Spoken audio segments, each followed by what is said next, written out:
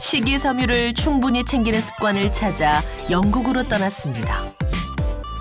영국은 고기를 사랑하는 나라답게 대다수의 국민들이 육류를 일상적으로 섭취하고 있지만 놀랍게도 영국의 대장암 발생률은 인구 10만 명당 약 30명 수준. 한국에 비하면 매우 낮은 수치입니다. 영국에선 장 건강을 위해 매일 25g에서 30g의 식이섬유를 먹을 것을 권장합니다. 이는 하루에 5가지 종류의 과일과 채소 섭취를 실천하라는 영국 공중보건국의 건강 지침이죠. 식이섬유 섭취를 늘리고 통곡물이나 과일, 채소와 같은 식이섬유가 풍부한 식품을 먹어야 대장암의 발병률을 낮추는 데 도움이 됩니다. 덕분에 영국의 대장암 발병률은 2020년 14.7%까지 크게 감소했습니다. 하루에 꼭 필요한 식이섬유. 영국 사람들은 그 많은 양을 어떤 방법으로 챙기는 걸까요?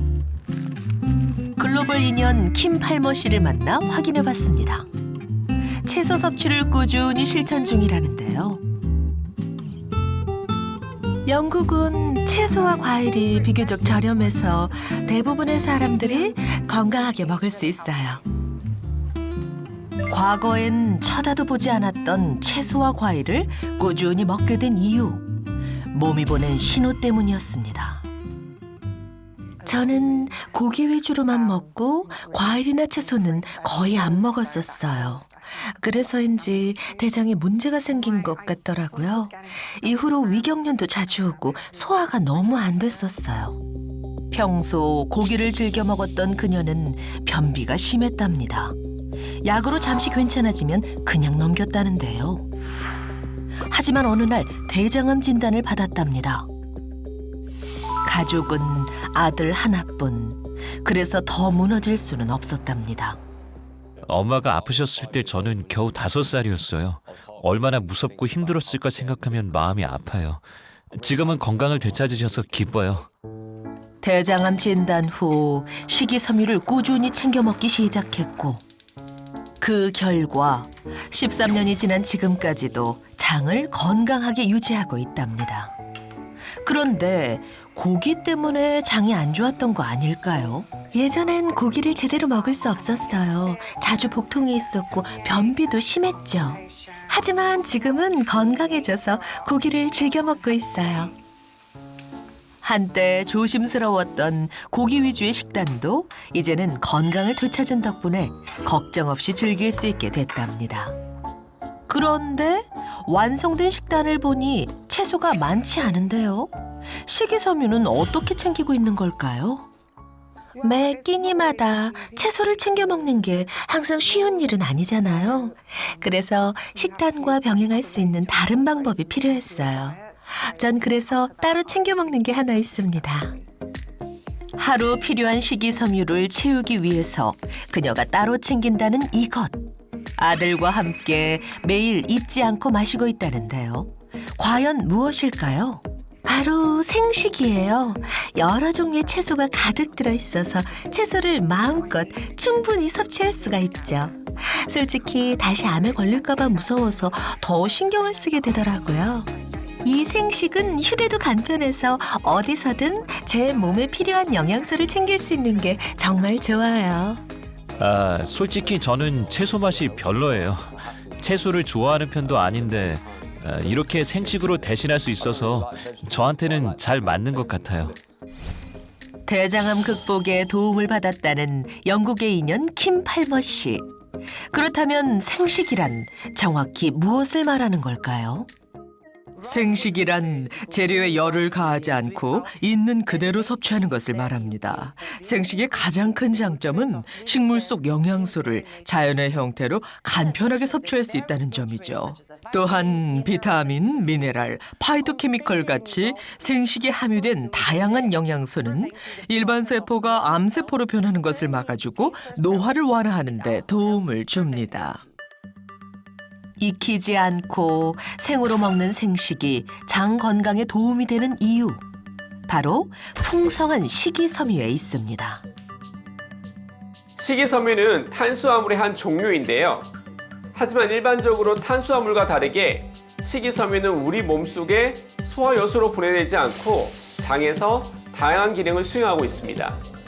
대표적으로 배변 활동을 도와주고 혈중 콜레스테롤을 낮추거나 혈당을 안정시키는데 긍정적인 영향을 미칩니다. 식이섬유는 크게 불용성 식이섬유와 수용성 식이섬유 두 가지로 나뉘게 되는데요. 두 종류가 함께 작용해야 장내 미생물 환경이 좋아지고 장 점막도 튼튼하게 유지됩니다. 이는 곧 면역력 강화와 대사 기능 향상으로 이어지게 됩니다. 반면 한쪽 식이섬유만 지나치게 섭취할 경우 오히려 장에 부담이 될 수도 있고 기능이 제대로 작동하지 않을 수도 있습니다. 식이섬유는 균형 잡힌 섭취가 핵심입니다. 과일의 껍질과 해조류에 많은 수용성 식이섬유와 채소에 풍부한 불용성 식이섬유, 이 두 가지를 골고루 섭취하는 것이 장 건강은 물론 전신 건강의 핵심입니다. 채소는 이제 먹는 방법도 매우 중요합니다. 그래서 보통 채소를 생으로 드시면 좋다 이런 말씀 많이 하시는데 채소 생식의 가장 좋은 점은 열을 이용하지 않기 때문에 영양소의 파괴가 적다는 점입니다. 현실적으로 이 많은 양을 매일 챙겨서 드시는 건 불가능하다고 저는 생각해요. 그래서 등장한 것이 동결 건조 방식입니다. 동결 건조가 뭔가요? 동결 건조는 신선한 과일, 채소, 곡물을 얼린 후에 수분만 제거하는 식품입니다. 동결 건조하게 되면 영양소가 파괴되지 않고 수분만 빠진 원물에 뿌리부터 열매까지 한 번에 섭취할 수 있다는 장점이 있습니다. 매 끼니마다 수십 가지의 채소와 과일을 챙겨 먹는 건 쉽지 않은 일이죠. 그 어려움을 해결해 줄 방법이 바로 동결 건조입니다. 채소나 과일을 영하 40도 아래에서 수분만 제거했기 때문에 원물의 형태와 영양소는 그대로 유지하는데요. 실제로 동결 건조된 브로콜리를 물에 넣으면 원상태로 모양이 돌아오는 것을 확인할 수 있습니다. 이렇게 동결 건조된 생식은 몸에 가장 흡수하기 쉬운 미세한 가루 형태로 만들어 부피를 최소화했기 때문에 많은 양을 부담 없이 섭취할 수 있습니다. 한 연구에 따르면 동결 건조한 식품이 열풍 건조한 식품에 비해 영양소 파괴가 적은 것으로 확인되기도 했습니다. 적은 양으로도 풍부한 식물 영양소와 식이섬유를 온전하게 채울 수 있는 생식. 그 맛은 어떨까요? 맛있네요. 진짜 고소한데요. 근데 선식이랑 생식이랑 전 너무 헷갈리는데 차이가 뭐예요? 이제 생식과 선식을 헷갈리는 분들이 좀 있더라고요. 생식은 열을 가하지 않고 원재료 그대로 섭취하는 겁니다. 반면에 선식은 미숫가루 같이 볶거나 익혀서 만든 걸 말하는 거거든요. 다시 말씀드리면 생식은 열을 가하지 않았기 때문에 채소와 과일의 영양소를 온전히 섭취할 수 있는 겁니다. 그래서 하루 식이섬유 권장량 25g을 한 번에 챙길 수 있다는 장점이 있습니다. 제가 변비가 심하거든요. 식이섬유가 변비에 어떻게 도움이 되는 거예요? 그렇죠. 도움이 되는데 제가 질문 한번 먼저 드리고 싶어요. 우리가 먹은 음식이 장을 통과하는데 시간이 얼마나 걸릴까요? 장을 통과하는데 하루 가려고. 하루요? 네네. 비슷하게 맞추셨는데 보통 음식이 장에 머무르는 시간은 남성은 40시간, 여성은 30시간 정도 걸린다고 합니다. 진짜 오래 먹네요. 며칠간. 그렇죠. 생각보다 길죠. 네. 하지만 식이섬유 섭취량이 많을수록 배변 횟수가 증가하고 대장 통과 시간이 짧아지는 것을 확인할 수 있었다고 합니다. 즉, 장이 여러 발암 물질에 노출되는 시간을 줄여줘서 독소가 재흡수되지 않도록 배출하고 해독 기능이 활성화되면서 장 환경도 훨씬 더 건강해지는 겁니다. 대장암도 그렇지만 암이나 대사질환, 많은 질병들이 이제 식습관의 영향을 받는 경우들이 많이 있거든요. 오늘부터라도 올바른 식습관으로 유전자 스위치를 건강하게 바꾸시기를 바라겠습니다.